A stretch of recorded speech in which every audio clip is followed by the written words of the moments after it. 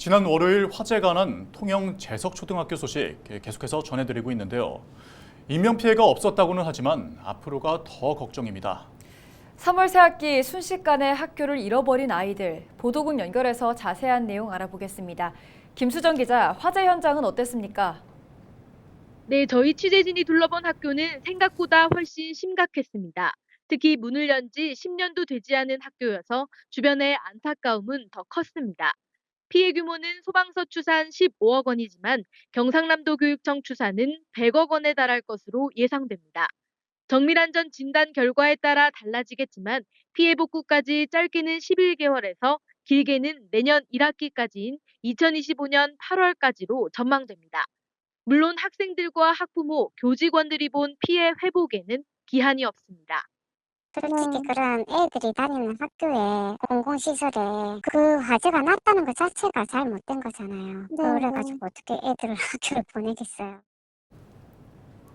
네, 이틀간 임시 휴업을 하고 21일부터 다시 학사 일정이 시작될 텐데 어떻게 되는 겁니까? 우선 3월 말까지 3학년부터 6학년은 지난 코로나 사태처럼 원격 수업을 합니다. 저학년은 걷거나 버스를 타야 하는데요.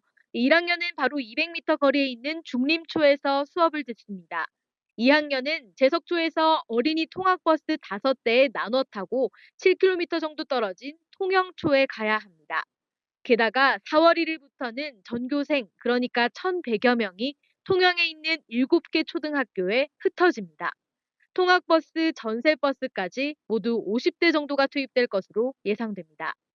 버스를 타고 원정 등교해서 다른 친구의 학교에 이른바 더부살이를 해야 하는 상황이 됐습니다. 2에서 7km 이내의 학교, 버스로 최고 15분 이내라고는 하지만 아침 출근길 상황에 얼마나 걸릴지 당연히 알 수 없습니다. 거의 1년 동안 매일 아침 초등학생들이 버스로 학교를 가야 하는 일 쉽지만은 않아 보입니다. 빨리 건물을 복구하는 것, 그리고 교육과정 운영이 빨리 정상화되는 것, 그리고 교직원과 학생들의 심리적인 피해, 심리적인 치유가 함께. 네, 사실 물질적인 피해보다 다른 피해가 더 많은 것으로 보입니다. 어떻습니까? 네, 맞습니다. 3월 새학기 고작 10일 정도 학교에 다녔는데 학생들은 갑자기 학교를 잃어버렸다고 말했습니다.